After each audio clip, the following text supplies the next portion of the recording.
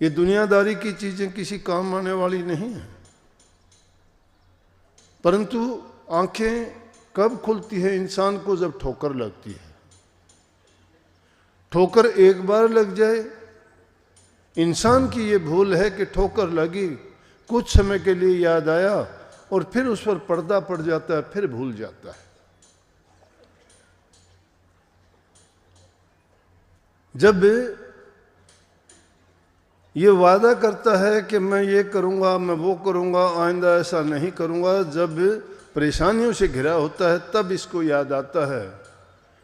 इसलिए महापुरुषों ने फरमाया कि दुख में सुमरण सब करे, सुख में करे ना कोई, जो सुख में सुमरण करे तो दुख काहे को हो।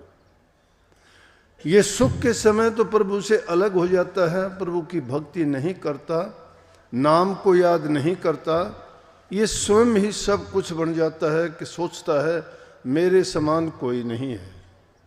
अपने बल बुद्धि चतुराई में फंस जाता है।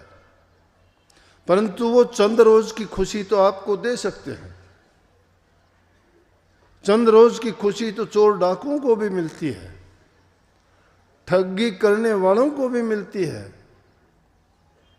वो अपनी चालाकी से, अपने होशियारी से, अपनी बुद्धि से कुछ ऐसे कर्म कर लेते हैं जिसके सोचते हैं कि मुझे इन चीज़ों में खुशी मिलेगी, मेरी इच्छाएं पूरी होंगी, मेरी ज़रूरतें पूरी होंगी, लेकिन कितने समय के लिए।